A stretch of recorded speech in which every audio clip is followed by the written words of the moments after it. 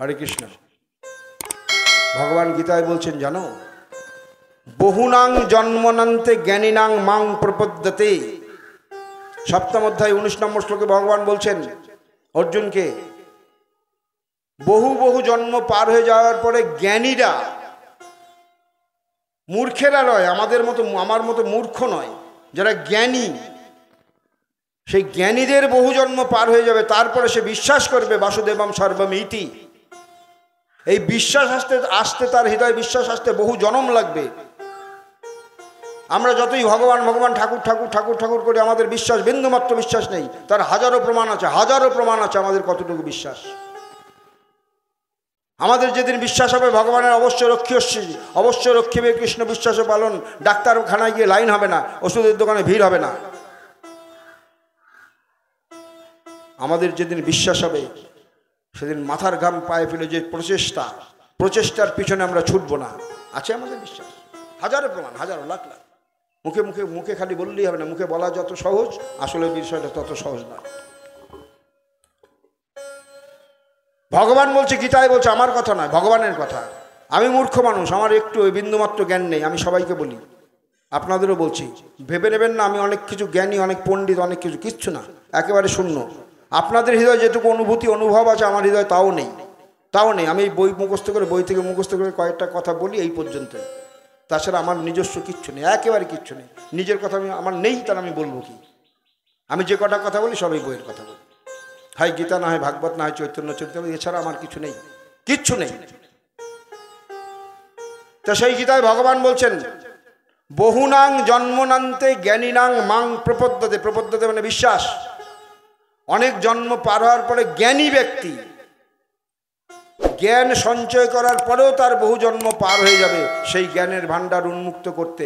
বহু জন্ম পার হওয়ার পরে তখন সে বুঝতে পারবে, বিশ্বাস করবে যে বাসুদেবম সর্বম ইতি, সবকিছু শেষ কথা হচ্ছে বাসুদেব ভগবান শ্রীকৃষ্ণ। তারপরে বললেন মহাত্মা সুদুর্লভা, সেই রকম মহাত্মা পাওয়া দুর্লভ। তাহলে ভগবান কৃষ্ণকে আমি সেটাই বুঝলাম না, তারপরে তো কৃষ্ণ প্রেম, তারপরে রাধা প্রেম, তারপরে রাধারানীকে, সেটা খুঁজতে হবে, বুঝতে হবে। আগে কৃষ্ণই বুঝতে লাগবে, ভগবান কৃষ্ণকে সেটা বুঝতেই লাগবে বহু জন্ম কার, জ্ঞানীর। তাই গৌরহরি বলছেন, তোমার অত চেষ্টা করে লাভ নেই, তুমি পারবে না। কলির জীব স্বল্পায়ু, ভজনহীন, ভক্তিহীন, কিছুই নেই তোমার হৃদয়ে, আমি জানি। ওই জন্য তো আমি আবার এসেছি তোমার হৃদয়ে একটু প্রেম ভক্তি দান করতে। মহাবাদান্য অবতার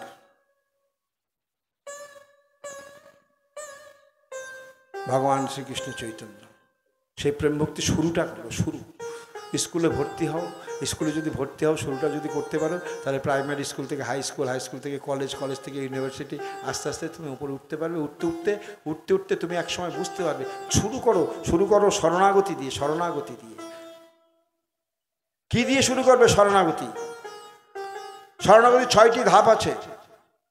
প্রথম ধাপ হচ্ছে আনুকূলস্য সংকল্প, দ্বিতীয় ধাপ প্রতিকূলস্য বর্জনম, তৃতীয় ধাপ দৈন্যতা, চতুর্থ ধাপ হচ্ছে আত্মনিবেদন, পঞ্চম ধাপ হচ্ছে রক্ষস্যসী, এবং ষষ্ঠ ধাপ হচ্ছে গোপতৃপ্তি বরণ, সর্বশেষ। প্রথম শুরুটা করো না, শুরুটা কি দিয়ে করবে? আনুকূলস্য সংকল্প। ভগবান যা পছন্দ করে সেই দিকে একটু মন দাও, একটু খোঁজ নাও, সাধুসঙ্গ করে একটু খোঁজ নাও ভগবান কি ভালোবাসে। কারণ ভগবান যা ভালোবাসে, তুমি যদি ভগবানের ভালোবাসার উপর গুরুত্ব দাও, ভগবানের ভালোবাসাকে যদি নিজের ভালোবাসা মনে করো, তাহলে পরে দেখবে একদিন ভগবান তোমাকে ভালোবাসতে শুরু করবে। ভগবানের প্রতি তোমার ভালোবাসা জন্মাবে। আগে ভগবানকে ভালোবাসতে শেখো। ভগবান যা ভালোবাসে তুমি সেইগুলো ভালোবাসো, তাহলে ভগবান তোমার প্রতি প্রসন্ন হবে। ভগবানের কৃপা প্রেম পাওয়া পরের কথা, আগে ভগবানকে একটু প্রসন্ন করার চেষ্টা করো। ভগবানের প্রতিকূলতা বর্জনম, ভগবান যা পছন্দ করেন না সেগুলো ত্যাগ করো।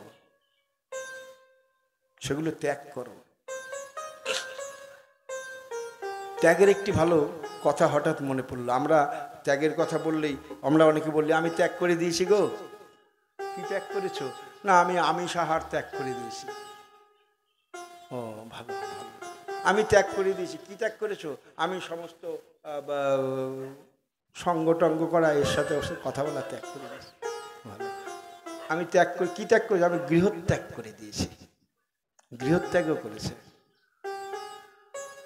বস্তু ত্যাগ কোনো ত্যাগ নয়, পার্থিব বস্তু ত্যাগ কোনো ত্যাগ নয়। বস্তু ত্যাগ করলেই ত্যাগ হয় না। আমি দেখেছি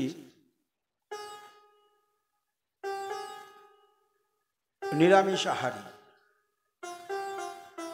ইউটিউব দেখে নিরামিষ রান্না, আজকে এখন তো ইউটিউব মোবাইলের যুগ, নিরামিষ রান্নার মেনু, এবং সেই মেনু বাড়িতে রান্না করে ভগবানের ভোগ দেয়, সেবা করে, বৈষ্ণব সেবা টেবাও দেয়। আগো কি মেনু হয়েছে? মোবাইল দেখে বের করেছি আজকে, চিলি পনির। চিলি পনির,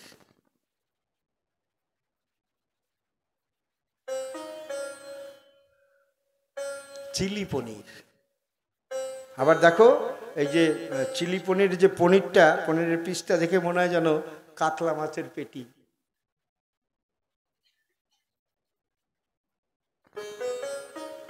আমি আমিষ ত্যাগ করেছি।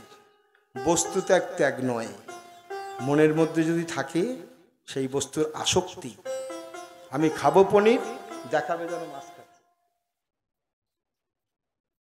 ত্যাগ হলো? কখনই না। ত্যাগ হচ্ছে আসক্তি ত্যাগ। ত্যাগ হচ্ছে বস্তু ত্যাগ নয়, বস্তুর প্রতি যে আসক্তি আছে সে আসক্তি ত্যাগ হচ্ছে আসল ত্যাগ। আসক্তি যদি মনের মধ্যে থেকেই যায়, অথচ বস্তু ত্যাগ করলাম, সেই ত্যাগে মূল্যহীন, সে ত্যাগের এক পয়সা দাম নেই, সেই ত্যাগের এক পয়সা দাম নেই, এক পয়সা মূল্য নেই। ত্যাগ করতে আসক্তি ত্যাগ, বস্তু ত্যাগ ত্যাগ নয়। তাহলে তোমার প্রতিকূলতা বর্জনম, ভগবান যা কিছু পছন্দ না করে সেগুলো ত্যাগ করা, অর্থাৎ সে আসক্তি ত্যাগ করা। কোন আসক্তি ত্যাগ করা? বিষয় আসক্তি ত্যাগ করা। কোন আসক্তি ত্যাগ করা? জড়জগতিক পার্থিব আসক্তি ত্যাগ করা। কোন আসক্তি ত্যাগ করা? জড়জগতে যা কিছু আছে সব কিছুকে মিথ্যা হৃদয়ে, আন্তরিকভাবে হৃদয়ের সঙ্গে হার্দিকভাবে মিথ্যা বলে মেনে নেওয়া, তবেই হবে সেটা ত্যাগ, তবেই হবে সেটা প্রতিকূলতা, ভগবানের প্রতিকূলতা বর্জনম, না হলে হবে না। তারপরে বললেন দৈন্যতা। আহা, দৈন্যতা। আমি আসবার সঙ্গে সঙ্গে ওখান থেকে দেখছি আমাকে একটা আসন পেতে দিয়েছে। আসনটা যদি না দিত তাহলে আমার রাগ হতো। সবাই এক জায়গায় বসেছে, আমি এক জায়গায় বসবো, আমি একটা পাঠক, আমার জন্য একটা আলাদা আসন দিল না। দৈন্যতা, এতই সহজ। দৈন্যতা, দৈন্যতা। নিচু আমরা কেউ হতে চাই না। দৈন্যতা মানে নিচু হওয়া, ছোট হওয়া। সদা সর্বদা আমাদের হৃদয়, আমার হৃদয় বড় হওয়ার চিন্তা, বড় হওয়ার চেষ্টা, বড় হওয়ার প্রতিষ্ঠা, বড় হওয়ার সবসময় সবসময় সবসময় বড় হওয়ার চেষ্টা। দৈন্যতা আছে নাকি? দৈন্যতা পরহিতকারী, অন্যের ভালো চিন্তা করি, সবসময় নিজের কথা ভাবি, নিজের কথা, অন্যের কথা ভাবি একসময়। এখানে এসে বসেই বলছি হাওয়া লাগছে না, ফ্যানটা একটু আমার দিকে আগিয়ে দাও। আরে আমার দিকে ফ্যান আগিয়ে দাও, আর মানুষগুলো কি পাপ করলো? আর মানুষগুলো কি পাপ করেছে? দৈন্যতা। ছোট হতে গেলে কি? প্রথম যদি আমার হৃদয় চিন্তা আসে অন্যের ভালোর, অন্যকে বড় করার চিন্তা আসলে তবেই তুমি ছোট হতে পারবে। অন্যকে বড় করার চিন্তা যতদিন না আসবে ততদিন তুমি ছোট হতে পারবে না। তুমি কি অন্যকে বড় করার কথা ভাবো? সারাদিন আমি ভাবি নিজেকে বড় হওয়ার কথা, নিজেকে বড় হওয়ার কথা। কি করে দৈন্যতা আসবে? কি করে দৈন্যতা আসবে? প্রহ্লাদ মহারাজকে ভগবান বর দিতে চেয়েছিলেন নৃসিংহদেব। গতকাল নৃসিংহ চতুর্দশী গিয়েছে, কদিন আমরা নৃসিংহদেবের কথা খুব আলোচনা করেছি। গতকাল ছিল নৃসিংহ চতুর্দশী। নৃসিংহদেব আবির্ভাব হয়ে প্রহ্লাদের প্রতি সন্তুষ্ট হয়েছেন। প্রহ্লাদ যখন পিতা বলে সম্বোধন করেছে, প্রহ্লাদকে কোলে তুলে নিয়ে বলছে, প্রহ্লাদ বলো তুমি কি চাও, বলো। আজকে আমি এত প্রসন্ন হয়েছি, এত খুশি হয়েছি, হ্যাঁ এত খুশি হয়েছি, তুমি যা চাও তোমাকে তাই দেবো। তুমি যদি ব্রহ্মলোক চাও, ব্রহ্মলোক, গোলকের পরে হচ্ছে ব্রহ্মলোক, সত্যলোক বা ব্রহ্মলোক, যেখানে ব্রহ্মা, সে ব্রহ্মলোক তোমাকে দান করব, তুমি ব্রহ্মা হয়ে যাবে। পাশেই ব্রহ্মা দাঁড়িয়ে আছে, ব্রহ্মা তো ভয়ে কাঁপছে, যা আমার চাকরি মনে গেল। ইন্দ্র ভাবছে এবার মনে আমার চাকরিও যাবে। সঙ্গে সঙ্গে ভগবান বলছেন তুমি ইন্দ্রলোক চাও, ইন্দ্রলোক, স্বর্গলোক, যাও, স্বর্গের রাজা বানিয়ে দেবো তোমাকে।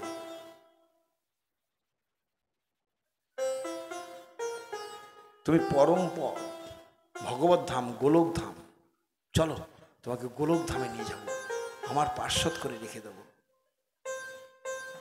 তোমাকে আর পৃথিবীতে জন্ম নিতে হবে না।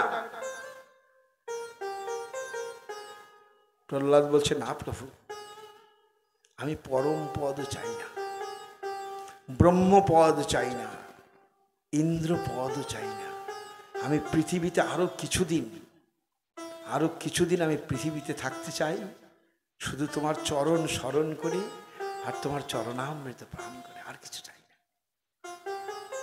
আর যদি তুমি আমাকে বর দিতেই হও, এই দেখো, এই জগৎবাসীকে দেখো, এই জগৎবাসীকে দেখো, জগতের কীট পতঙ্গ পশু পাখি থেকে এরা বড় দুঃখী, এরা এই জগতে এই পৃথিবীতে জন্ম নিয়ে এরা এত কষ্ট করছে, এত কষ্ট করছে, এত কষ্ট করছে, এদের কষ্ট আমার সহ্য হচ্ছে না। ভক্তের হৃদয় কোমল হয়, ভক্তের হৃদয় সদা সর্বদা কোমল হয়। মাস্তৃণ্য কি দোষৌ, ভক্তের সমৃদ্ধতে ভক্তের হৃদয় সম্বন্ধে রুচিবীর ভক্তি মাস্তৃণ্য কি দোষৌ একটি ভাষা দিয়ে আছে সংস্কৃত। ভক্তের হৃদয় সবসময় আর্দ্র, আর্দ্র মানে নরম ভিজা, আর্দ্র মানে ভেজা বস্তুকে আর্দ্র বলা হয়। ভক্তের হৃদয় সবসময় ভেজা হয়, আর্দ্র হয়, কোমল হয়, নরম হয়। তাই প্রহ্লাদ বলছে, প্রভু এই জগৎবাসীর দুঃখ আমার সহ্য হয় না, তুমি পারলে এদের উদ্ধার করে নিয়ে যাও। সত্যযুগের কথা, আজকের কথা নয়। প্রথম সৃষ্টির দ্বিতীয় পুরুষ, প্রথম সৃষ্টির প্রথম পুরুষ হচ্ছে হিরণ্যাক্ষ, হিরণ্যকশিপু। সেই হিরণ্যকশিপুর ছেলে হচ্ছে প্রহ্লাদ, দ্বিতীয় পুরুষ। সে বলছে তার হৃদয়ে কষ্ট হচ্ছে কিসের না, সমস্ত জগৎবাসী বলছে এরা বড় দুঃখী। ভগবান বলছেন প্রারব্ধ, প্রহ্লাদ আমি সৃষ্টি করেছি দ্বান্দ্বিক বস্তু বা দ্বন্দ্ব দিয়ে আমার সৃষ্টি, দ্বন্দ্ব, কারণ দ্বন্দ্ব না থাকলে আমার এই সৃষ্টি অচল হয়ে যাবে, দ্বন্দ্বকে রাখতেই হবে। ভালো এবং মন্দ, সুখ এবং দুঃখ, অমাবস্যা পূর্ণিমা, দিন রাত্রি সব হচ্ছে দ্বন্দ্ব, বিপরীত। বিপরীত ক্রিয়া না থাকলে পরে জগৎ অচল হয়ে যায়। জগৎ তো চলেই ক্রিয়া আর পদার্থ দিয়ে, আর ক্রিয়া আর পদার্থ যে কোনো একটি না থাকলে জগৎ অচল। পদার্থ না থাকলে জগৎ অচল, ক্রিয়া না থাকলে জগৎ অচল। ক্রিয়া আর পদার্থ দুটির সংযোগে জগৎ চলে। আর ক্রিয়া হবে কিসের? বিপরীত ধর্মী না থাকলে ক্রিয়া হয় না। এগুলো একটু কঠিন কঠিন কথা, শাস্ত্রীয় কথা। যে যাই হোক, এখন প্রহ্লাদের কথা বলি। প্রহ্লাদ বলছে যে এই যে জগৎ এরা বড় দুঃখী, তুমি এক কাজ করো প্রভু, পারলে তুমি এদের উদ্ধার করো, এদের নিয়ে চলে যাও। আমি যাব না, এদের উদ্ধার না হওয়া পর্যন্ত আমি যাব না। ভগবান বলছেন তুমি প্রহ্লাদ জানো না, আমি এদের উদ্ধার করতে চাইলেও এরা উদ্ধার হবে না। বলে সে কি? বলে হ্যাঁ গো, এরা যে কুলে জন্মেছে, যে যেভাবে আছে সেভাবে এরা সুখে আছে।